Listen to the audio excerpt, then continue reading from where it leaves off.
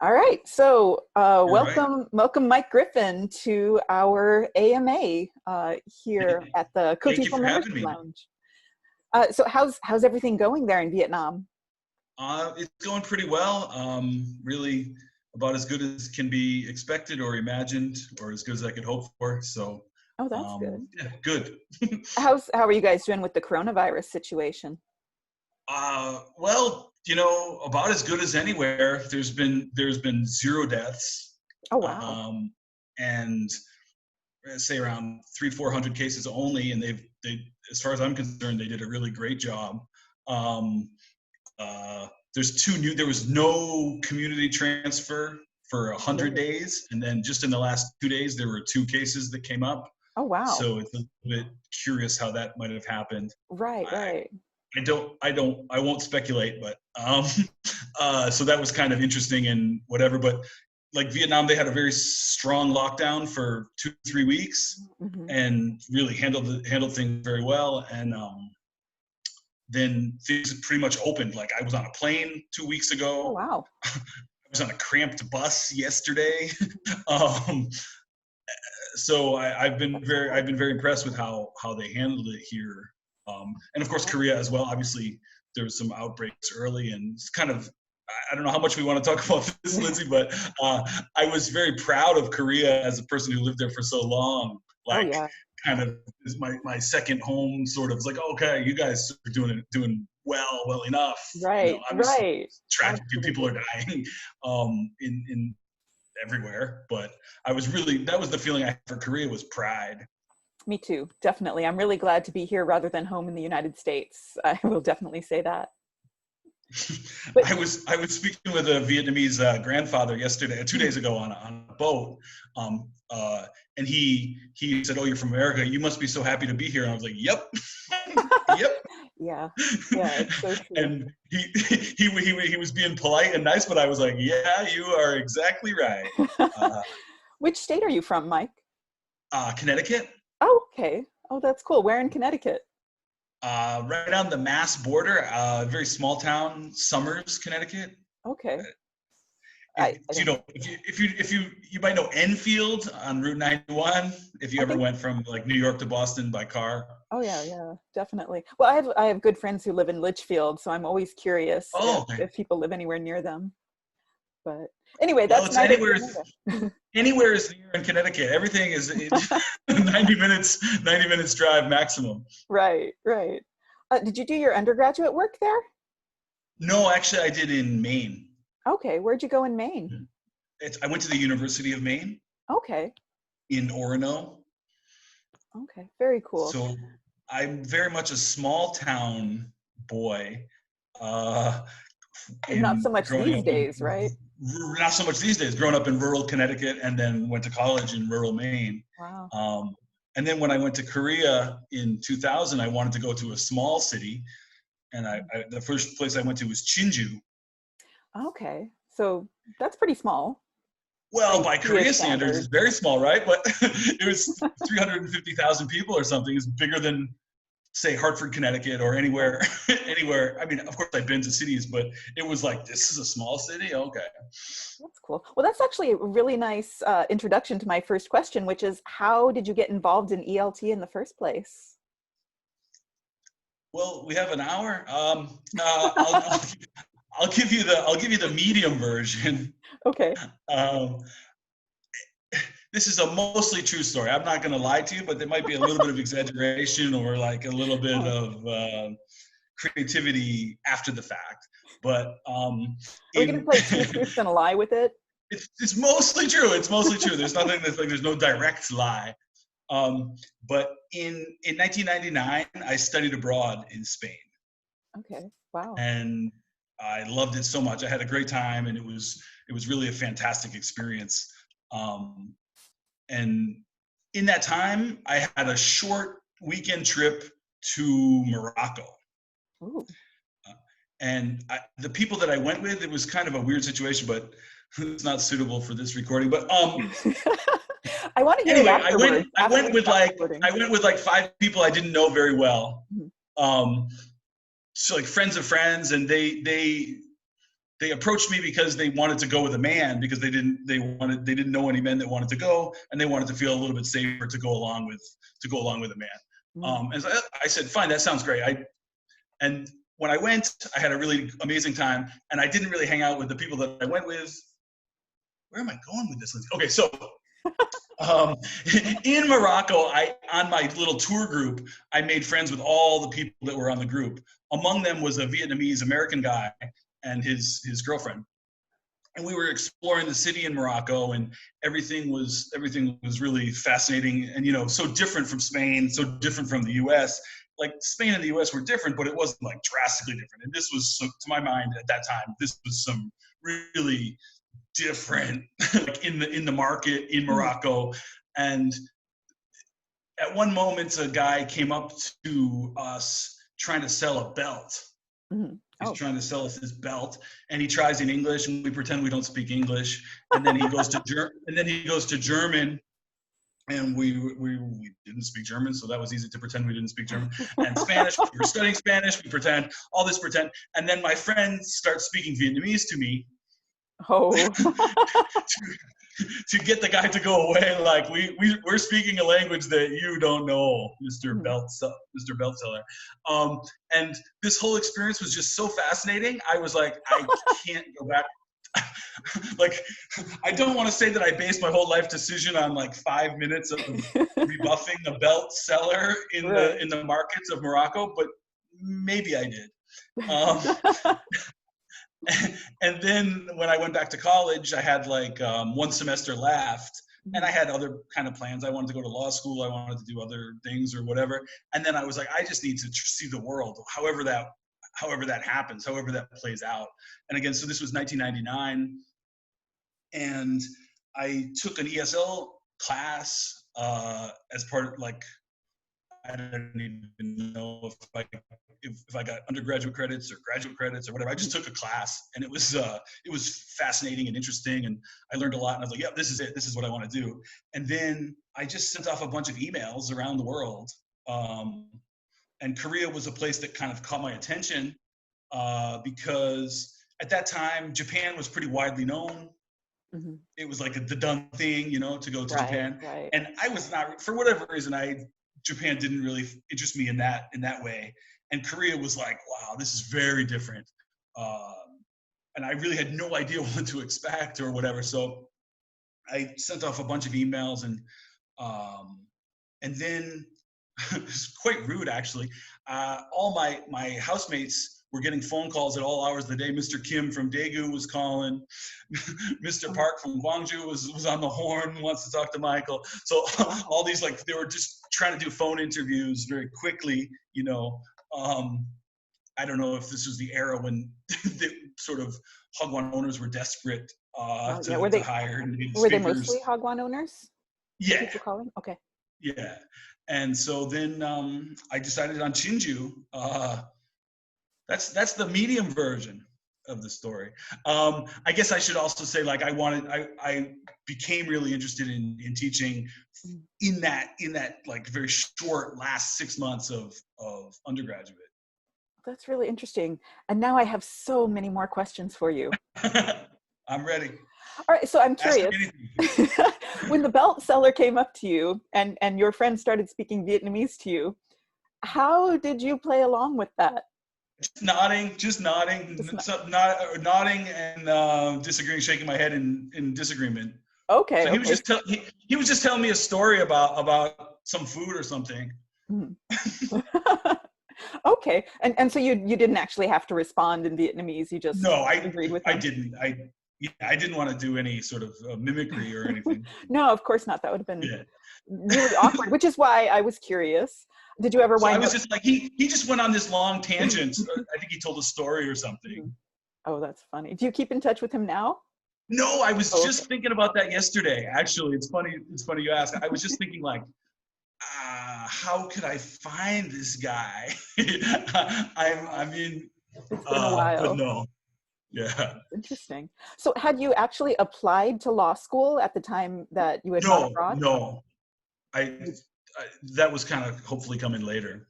Right. Had you taken the LSATs or anything? No. No. Okay. It was just a little bit more. Became pushed down the road. And then even in my first year, I was like, oh, I'll maybe go back to school. And my undergrad was in history.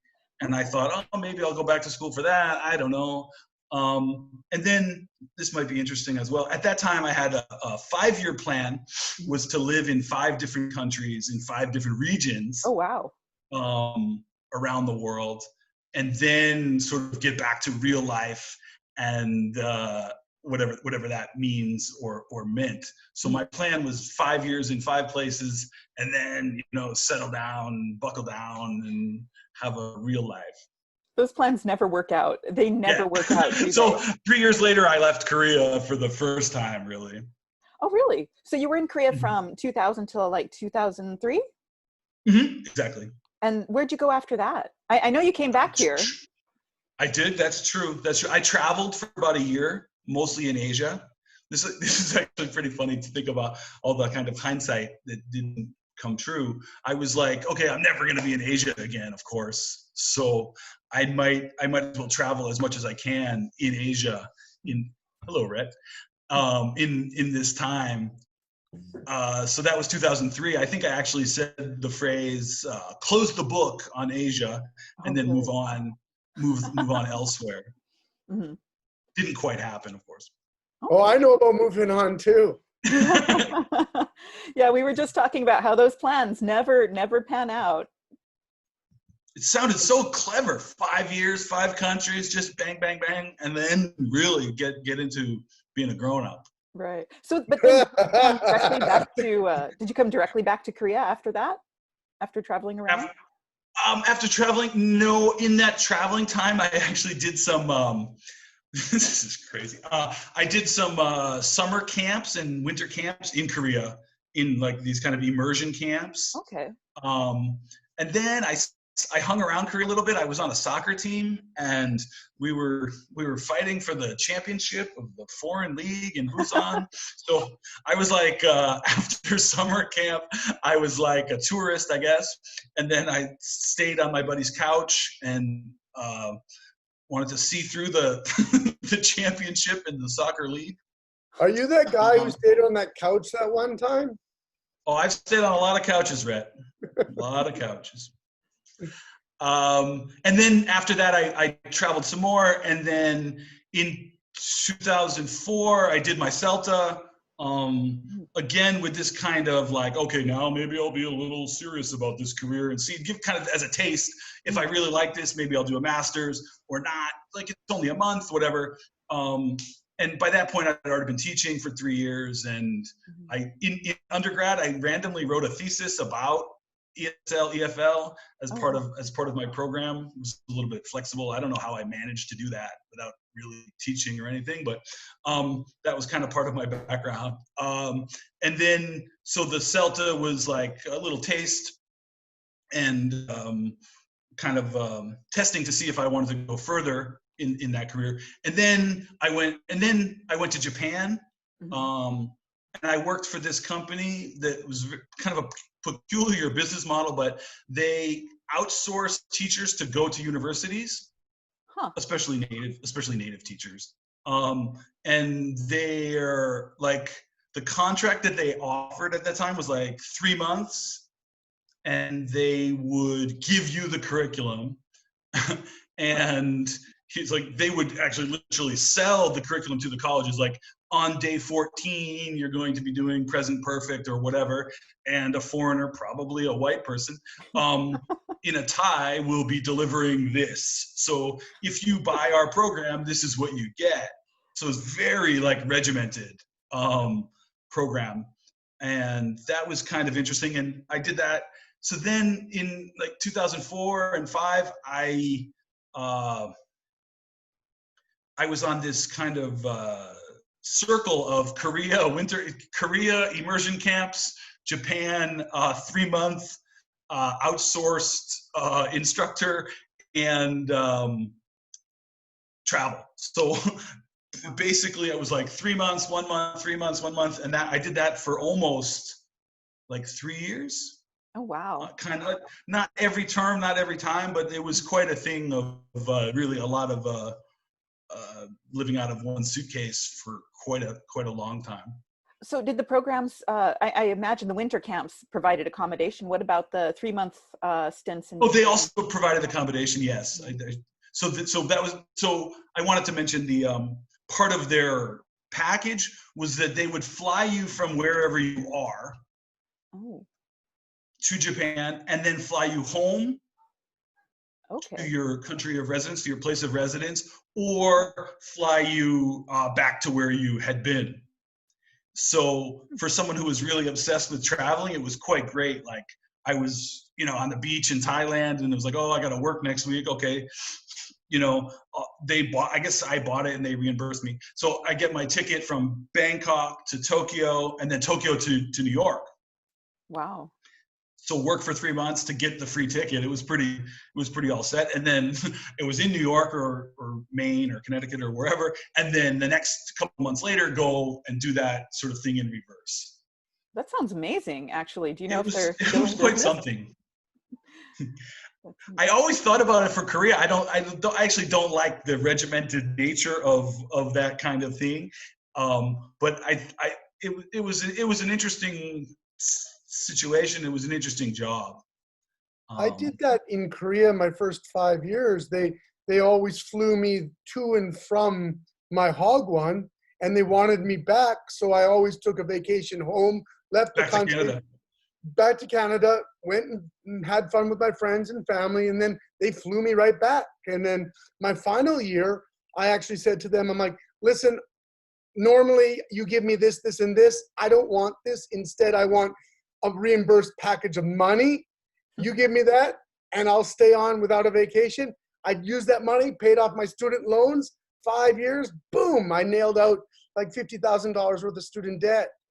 So I loved that sort of, when I first started teaching in Korea, I loved that sort of 1 year sort of like cycle, because, when you understand the system, you can make it work for you. Yeah, that's really cool. So Mike, I know you've taught in Korea, you've taught in Japan, you are teaching now in Vietnam, but it's mostly online stuff, right? I've actually not taught a face-to-face class with humans for more than a year. Oh, really? Mm-hmm. With humans. I don't teach robots either. So yeah, I've not taught a face-to-face class for more than a year. So all my work 99% of my work at the moment is online asynchronous classes. Okay. They all happen to be on Canvas. Well, tell us then about leaving Korea, moving to Vietnam, and getting started in this online teaching endeavor.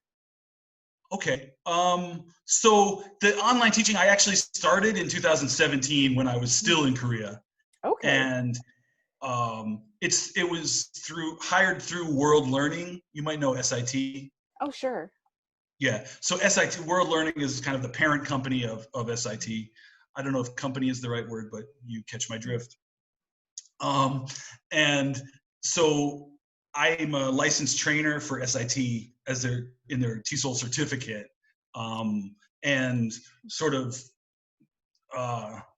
through that, I was able to teach one course in 2017, and then the course offerings have expanded a little bit, and then I've been lucky enough to be teaching basically every term since 2017. And did I answer your question? Sure, somewhat. And then, so you got started in the online teaching, and then decided to leave Korea. Yeah. Okay. So I got started in online teaching in 2010, I guess, just as I finished my master's at the new school.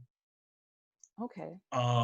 And I graduated in 2010, 2009, and then the next summer there was an emergency. One of the instructors was ill, and I had taken the course Curriculum Development in the previous year. And with all honesty, I can say I was not the best student in the class by any means, but certainly not. But I was kind of familiar. I was familiar with the system, and maybe I don't know. But they asked me if I would be willing to help out in this one term when the instructor was sick, and kind of like quick, sudden choice, like, can you teach the class next week? And I didn't even sleep on it. I was like, yes, I can do it. I'll do it. And so that was my first taste of really. Well, maybe that was one of my first tastes of teaching online. I had done some teacher training stuff, well, kind of hybrid sort of thing, the previous year. But so maybe in 2010 I started teaching online again synchronously. 2009 was kind of hybrid thing, and then 2017 I started with these courses through the State Department. Okay. And so, quite honestly, it's like a lot of work on the online course. They say maybe 20 hours. That's maybe about right, 20 hours a week. So when I was in Korea at the end, it was really quite, like my weekends were basically just catching up on all the stuff in the course or catching up on my sort of day job in Korea at a university. So it was a little bit tough time-wise, energy-wise, that kind of thing. So I was like, okay, I really loved both, but I just felt like I wanted to change. And so I said, well, you know what, I couldn't live in Korea with the money that I make from the online course, but I could live elsewhere. And Vietnam kind of appealed in that regard, and also personal life reasons. So that was kind of like, it took a while to make the decision, but then when it was made, it was like, okay, that's it. That's pretty, that's it. So my job in Seoul, I worked at a university, and I had two kind of jobs there. I worked with future interpreters, and my class was pretty cool. I'll say a little bit more about that in a moment. And then also I worked with graduate students in international studies. So these were quite worldly students for the most part. Actually, maybe at that point, 2/3 of my students were Chinese students. Oh, wow. And quite a few international students, some Korean students. So it was kind of interesting in that regard as well. And some were exchange students who were just here doing graduate study for 6 months. Some were doing the full program. So the job was great. I'm quite interested in international relations and politics and things like this, economics without the numbers so much. And the interpreting part of the job was incredible. Super passionate, devoted learners who really wanted to improve, and who really needed and wanted feedback. So my class was pretty interesting, I think.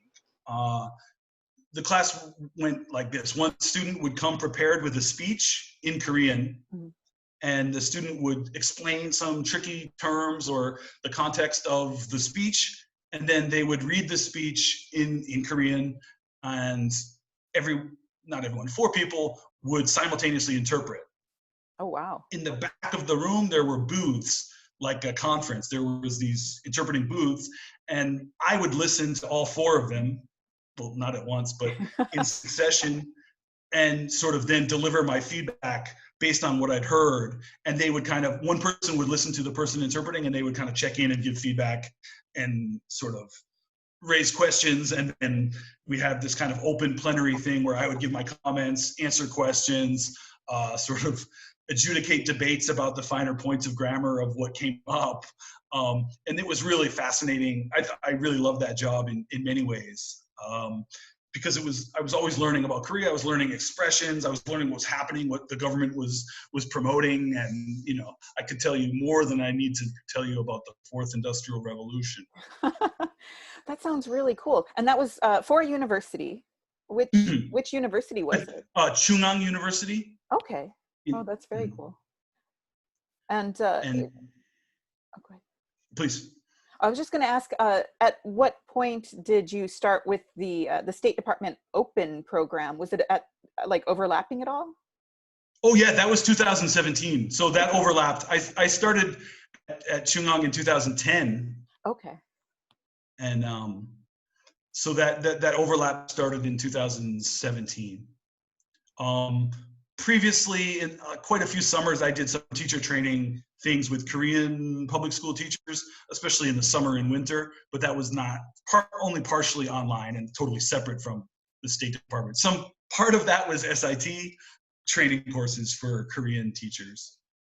But the open course things started in 2017. And so in that 2017 to 2019 period, that's when I felt a little overloaded to basically have 5 jobs at that time. Right. So that would have been the Chungang University, the U.S. State Department Open program. Were you doing the New School MA TESOL program then too? As well. Mm-hmm. Yeah. And what were the other two? Too, right? That was. Sorry, right?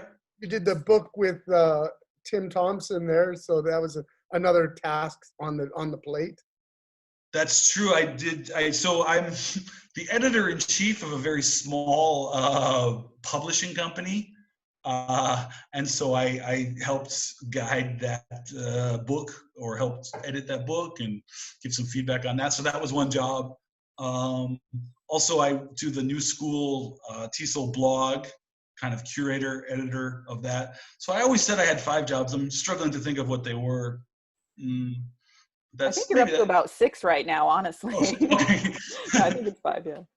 Wow. So wait, you just said you're the editor-in-chief of a small press? Yeah, I was laughing this morning about that, actually. It didn't make it to my biography there. We only have 2 books out, but yes. I can tell you the name is the ELT Workshop. Okay. And Tim Hampson, you might be familiar with him. He runs it. Tim Thompson? Tim Hampson. Tim Hampson. Of Excite ELT fame. Okay, got it. Tim Thompson was our first author, so a lot of potential for confusion there. Yeah. Oh, that's really cool. So how did that come about? And what's it like? Pizza and beer, mostly. How did it come about? Mostly just kind of, mostly just kind of thinking about the ELT publishing industry and kind of griping about it, mm-hmm. and sort of thinking, why are all these constraints in place, and who puts them there and for what? And, I think we could probably do better, at least on a different scale. At least, like, we're not trying to make the next headway. We're trying to make, so the phrase that Tim really latched onto that I think is quite nice, was textbooks or books for teachers who don't like textbooks. Okay. Oh, that's a very good tagline, actually. I think very few of us like textbooks, so. Yeah, so, cool. And I think a lot of the problems that, and we're not really trying, again, we're not trying to make the next headway, but the problem with these sort of homogenized, plastic, boring books that are made for every market is that publishers are making those choices because they're made for every market. So, like, we would not have a problem to mention pork or drugs or whatever in a book if it was done for good reason. So that kind of thing. So at the moment, our 2 books, one is about presentation skills, not particularly controversial, but quite a nice book. And that's by Tim Thompson, longtime co-TESOL guy. Sure. And the other book is by Tim Hampson, and that's kind of like a conversation book, sort of a little bit of dogma principles and a little bit of this and a little bit of that, based on his work in China. Okay, are you guys? So we're hoping to expand our library greatly, and also maybe make some interesting products for students as well. Oh, that's very cool. Are you thinking of also collecting like books about how to teach? I mean, maybe collecting some of your blog entries. Oh, that is very much an idea in the works, for sure. So when Red asked the question about my blog, I can maybe segue to that shortly. But yeah, that was one idea, was to kind of polish some blog posts and make it like a cohesive thing, because a lot of my posts are just kind of a one-off little rant or something. And so the idea for a book would be to kind of polish them, collect them, make it a cohesive thing. Is that an adult thing? Is that you changing, like getting older and more focused in where you spend your time compared to like your youth, where, you dabble your fingers here and there and you're kind of getting tired of, such variety, such sporadic thoughts? Actually, no. I think it's just I think it's an interesting question, Rhett. Thank you. I think that no, I still am a dabbler and still erratic, or whatever the word you said was. So I think the only reason is just because to sell a book of 50 random rants, I think people don't. Why buy it? You can just look on the blog. So basically, from a marketing standpoint, I guess our thinking on that is to make it like a cohesive thing, not necessarily an indication of my trying to focus on one thing. One of the things was behavioral economics was one thing that really catches my attention a lot, and I have quite a few blog posts about that. So like just trying to collect those and put them into a structure that seems like it's a book rather than just 12 random rants of a madman. Did I answer your question, Rhett? Yeah, maybe. I'm just here for a conversation. I'm not looking for any set answers or anything. Right. Well, Mike, for those who haven't read your blog, who might be watching this video later, can you tell us a little bit about the intersections between behavioral economics and ELT? Okay, sure. The basic point, I guess, of behavioral economics, one of the basic points is that this sounds simple, but people respond to incentives. And we all know that very well as teachers. But sometimes maybe the incentives that we think are meaningful are not that meaningful. So behavioral economics really looks at the idea behind economics is that people are rational. Mm-hmm. Rational beings who make rational choices based on how they see the world, and everything is rational. But behavioral economics is like, wait a minute, we have all these biases, we have all these things that cloud our thinking, we have all these things. So as a teacher, as a blogger, as a teacher who blogs, I like to think about how these ideas from behavioral economics can be applied. Just to give you one quick example, there's one theory, it's called artificial advancement. Ooh. And this is a very clear example of this is when you get, and I know this is popular in Korea, when you get, what do they call it? One of those cards where you get a stamp every time you, what do they call it? When you get a stamp every time you buy coffee. And then when you get to 10. A reward card, right? They're called reward cards, I think, yeah. One Korean gentleman always called it mileage, which I thought was very cute. So the behavioral economics, the studies show that if you give someone one of those cards and in order to get the discount, you need to get to 12 stamps. Mm-hmm. But you give them 2 free ones. Mm-hmm. Okay, so 12 minus 2, of course, is 10. Or you give people a card that's blank and ask them to get to 10. Mm-hmm. It's the same math, right? It's 10 coffees, it's 10 stamps, it's 10 things. People invariably, or almost always, very frequently, do much better. They complete the cards when they start with 2. Makes sense. And if we were rational, we would just say, oh no, it's 10. There's no difference. If you're gonna complete it, you're gonna complete it because it's just 10 stamps. But that's not what happens kind of in the real world. So those kind of ideas, I think there's a lot of room to think about them for teaching. I don't know what it means exactly for everyone's classroom, but maybe just, you're starting at 50, guys. If you want to pass 70, you all have 50. Okay, now we can move on from there instead of you're starting at 0 or you're starting at null and you need to earn the points. So that's just one example. The first example that comes to mind is sort of how these behavioral economic principles can play out. Did I answer your question? Yeah, definitely. That's really interesting. I actually studied with Barry Schwartz, who wrote The Paradox of Choice and did a whole bunch of that kind of work. Yeah, so this particular area is really fascinating to me.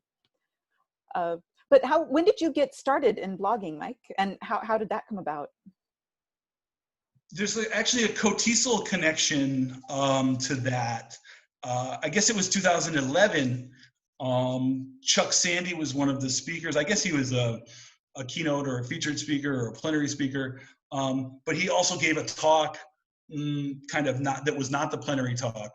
And in his talk, he was talking about ITDI and kind of building a community. And kind of as an offhand remark, he just said, Twitter is amazing. Get on Twitter. Trust me. It was not the point of his talk. It was not anything about, he was talking about ITDI. He was talking about building community. He was talking about making connections. And then he's just said, like, truly offhand, get on Twitter. So I was mesmerized. He's so captivating and such an eloquent and kind of charming speaker. I was like, I will join Twitter. So I think I joined Twitter 2 days later. This is 2011. It must have been October 2011. And then he was right. Twitter was really fascinating for me. I made connections with people all around the world. I learned about different contexts. I learned different things. It was really, in my work at Chungang, it was a little bit isolated and different from my previous work in teacher training when I had lots of people around to bounce ideas off of. I had some close colleagues, but it was a little bit smaller. So then suddenly the whole world was my staff room. And this was, again, 2011, when Twitter had a little bit different reputation than it does now, or a little bit different style. So it was just amazing to follow all these people and learn about ELT as it's seen, as it's done, as it's perceived in different places. And then from there, engaging in all these conversations, I thought, actually I have a little bit more to say than 140 characters. That's what it was back then. And so the blog, to my mind, was just an extension of those conversations that I was having, and I kind of wanted to join in and respond to what people were saying in their blogs. Lots of the people I interacted with had a blog, so it was just kind of to my mind, it seemed the next logical step, especially because I was enjoying engaging with people so much. Did you ever have difficulty thinking about what to write, like picking a topic? I know you published your blog really regularly for a while. I did. It might sound arrogant, but no, I never had any trouble. The more trouble was carving out the time to write, carving out the time or headspace, or self-editing, deciding what was good or whatever. But when I was quite much more active than now, I had a list of 50 topics, just kind of brainstormed, ready to go.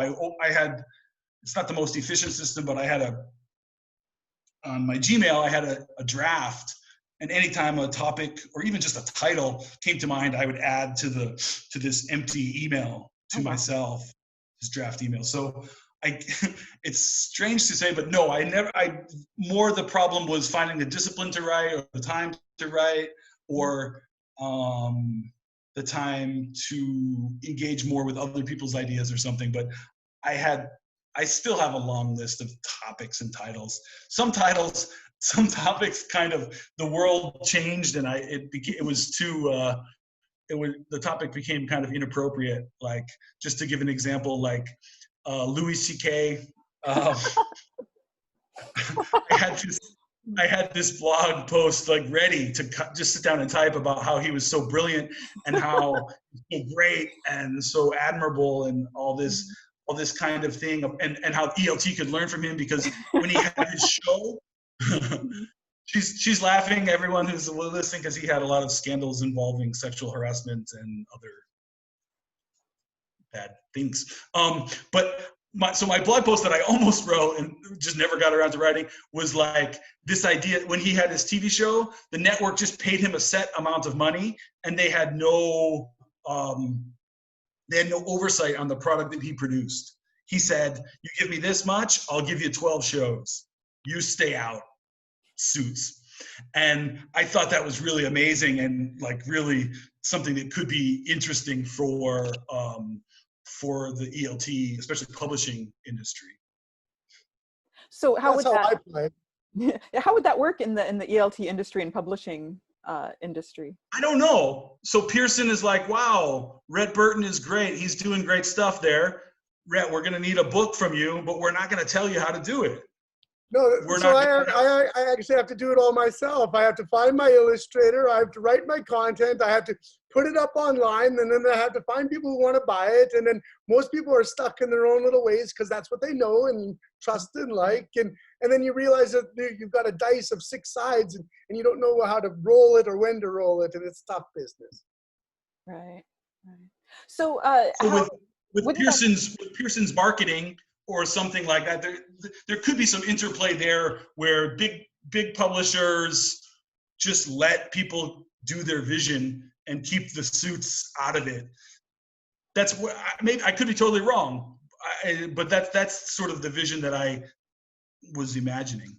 How do you think that plays into like small press publishers and now the wealth of independently published work on, for example, Kindle? We had Jackie Bolin here a couple of weeks ago talking about self-publishing and going through some of the steps to getting a book published, digitally online.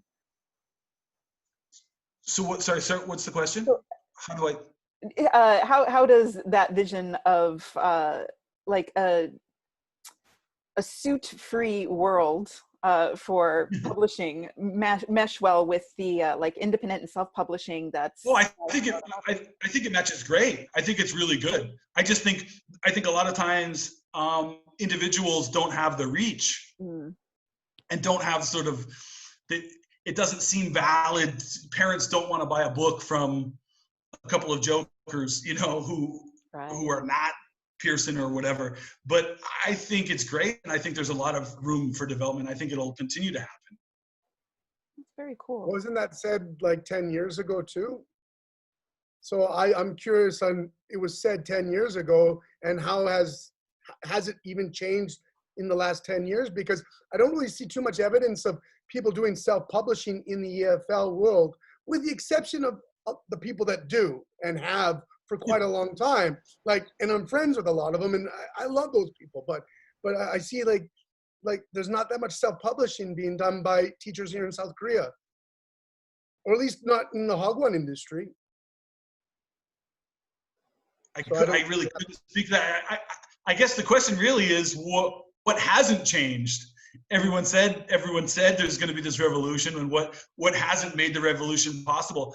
I still think this is very simple analysis, but I think it's really hard to get people to take out their wallet and type in their credit card number, even if it's just $3, even if it's just 5,000 won, whatever. Once people get used to doing that, I think it's not. I saw, Lindsay, you were mentioning Kindle books. People are kind of accustomed to buying books from famous authors on Kindle, but I think typically it's not common enough to buy a self-published book on EFL ideas, like a teacher training kind of book. I think it's, for whatever reason, you can get it for free elsewhere is one reason. British Council, for example, has a great site. There's lots of great stuff there for free. So I don't want to pay $5 for this self-published book that I can't trust. Right. And then I think that there's actually more cost to that, because you don't want to pay money from it, you're not going to learn how to make money from it. Because you don't learn how to make money from it, you don't want to pay money for it. Therefore, you're going to live in a world of doing things for free because you don't know how these systems work within, the give-take relationships of money. So that's how I live in my own bubble, and that's how I see things, and I'm looking at expanding upon that. So I wanted to answer Rhett's question that he posted in the Discord server there. I think the question was something like how much. He used Rhett. I don't like the word gigs. It's not music. I didn't use that in the group. I used that on your Facebook page because I was looking for some controversy. You were winding me up. You played my buttons perfectly. I didn't think it was appropriate to chastise you for using the G word. I know you don't like that word, and I actually felt like I should have emailed you or messaged you privately and said, I know you don't like that word. I used it kind of to because very well played. No, I touche. So though, if anyone, this is getting shameless. There's a blog post that I wrote about why I don't like the word gigs. You can search on my blog for gig. I read it. So Rhett's question was, how did your blog help you in getting jobs? How did the blog? And my answer is honestly not much. I think it was just kind of there. I think maybe sometimes it made things a little more efficient. Like if someone was looking to hire me as a speaker or something, I sent them a link on my blog. It's not really updated. I sent a link on my blog of talks and workshops and things that I've given, and so that could kind of set the state. I had it ready to go. I could send a link in 2 minutes. So that was one part. And also I think just the fact of being engaged with an international community on the blog, I think people would say, oh, okay, this guy's doing stuff. This is going back a few years because my blog is quite inactive at the moment, but hopefully ready for a resurgence. Well, see, that's what I'm always looking for, is like, you know, the next step, because you're sitting on a wealth of assets. You've got you've got a network, you've got a blog, you've got a lot of things. And how can you turn that into employment for yourself? That's what I'm always asking. How can you make it how can you make money from it? Not because I like money or work for money, but the world operates accordingly. I think it's a really fascinating question. I just want to do my best to try and answer it and then make another point. So I think basically if someone was looking to hire me, the blog was like one part of it. And maybe that was like, oh, okay, well, this guy is obviously super digitally literate and he knows this stuff, so we could hire him. But I would say probably very limited, very, very, like a few speaking engagements were maybe a result of that. And then maybe I think you kind of have to make your own luck in that way too, is you get a speaking engagement, and then if you do very well, then someone kind of gets you for the next one who sees you there, something like this. And I can't say that's happened so much, but I want to say like direct link from having a blog, very limited in terms of employment. Also, this is my own little hang up, but I think if I write with the idea of trying to get employed or trying to put this best face, or like, wow, I'm super knowledgeable and perfect and everything, I think it's a different flavor of writing, different flavor of blogging than I really want to do. Like I try and be a little vulnerable. I try and show where I made mistakes. I try and show where, I lost my temper a little or something like this. So I think just in the manner of which I started the whole thing, kind of in a random fashion, it was not intended to necessarily put my best foot forward all the time as this. The title is Rants, Reviews, and Reflections. So I kind of reserve the right to have a rant in there or speak freely. So I would say if I was trying to do a better job to get more employment from it, maybe I would have had a different approach, but it wasn't really on my mind. Thank you. I don't know if you know this, Rhett. I think I mentioned it in the bio somewhere, but Mike is actually one of the founders, main founder of the Cotisol Reflective Practice SIG. So it's not surprising. Oh, he does. Well, yeah. I was there during. I remember it was a great group. Still, I moved out of Seoul, so I took a leave. Yeah, awesome group. I love the reflective group. Yeah. So it's not surprising that you've got a lot of reflections going on in your blog, I guess. Yeah, and that was like 2011, I guess, was when we started that. Maybe 10 and 11.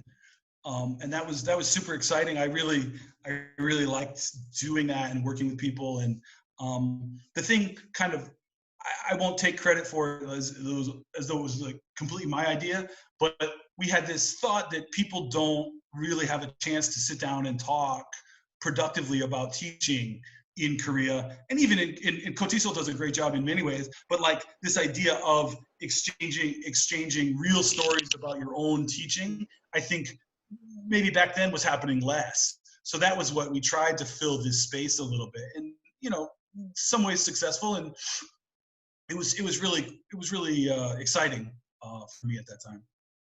That's very cool. Well, we're almost out of time. Mike, I was wondering if you could tell us about what you're reading and what you're listening to these days, podcast-wise. Podcast-wise, I was laughing about it because I knew that question was coming.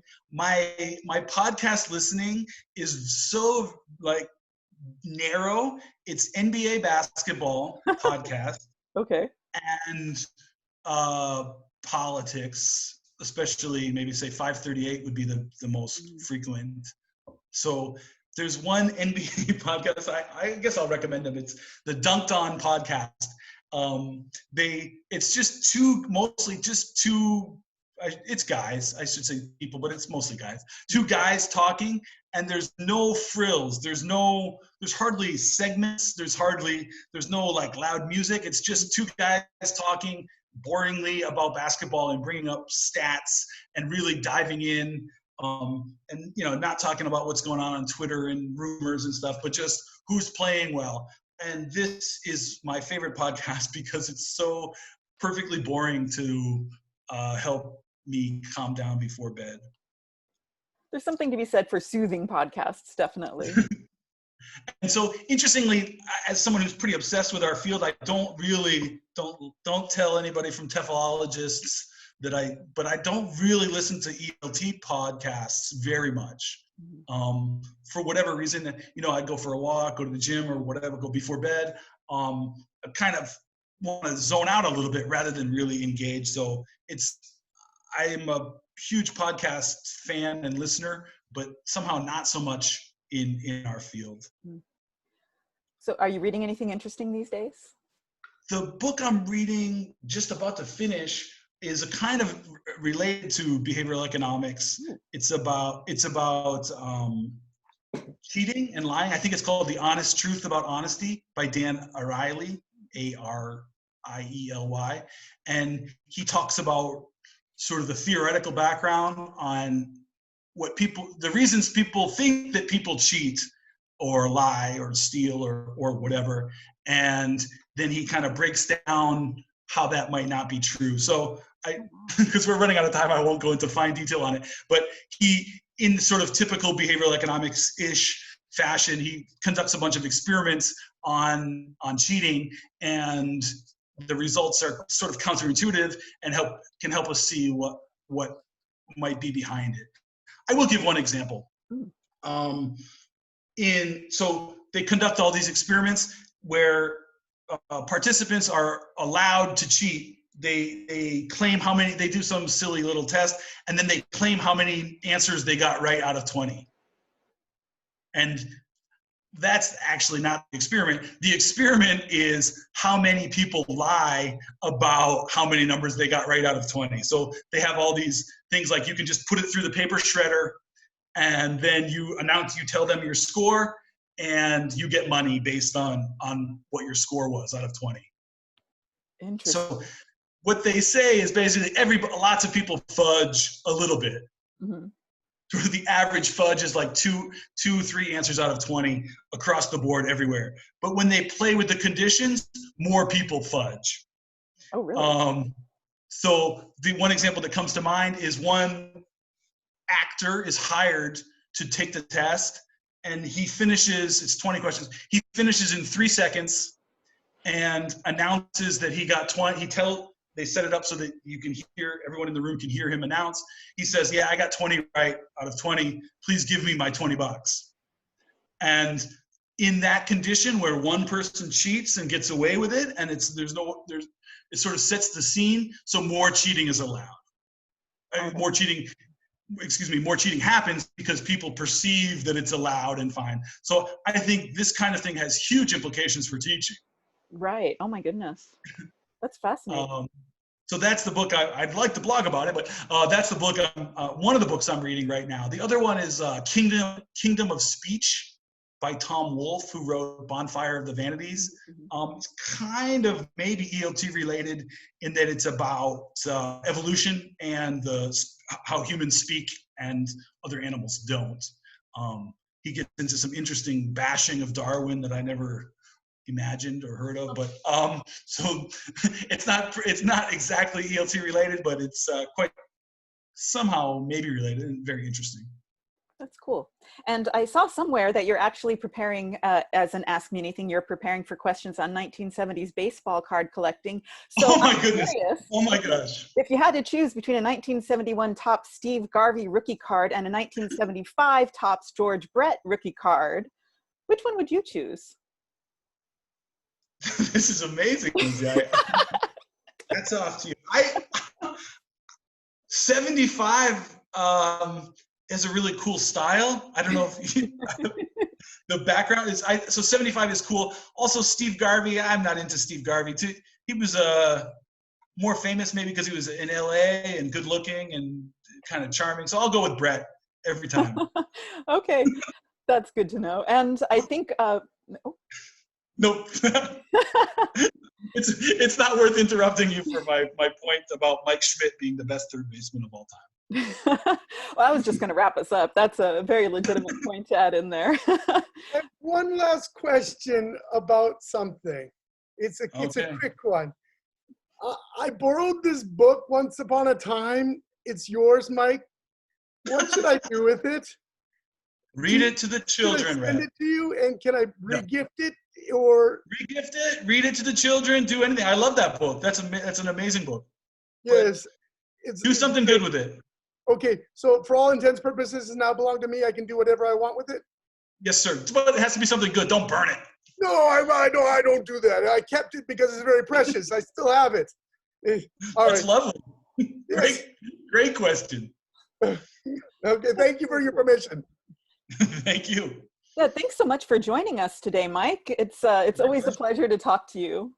And I'm really glad you can make room for us with your, 6 jobs going on and everything else you're juggling. It was really fun. Thank you for having me. Thanks. All right, I'm going to stop the recording now. And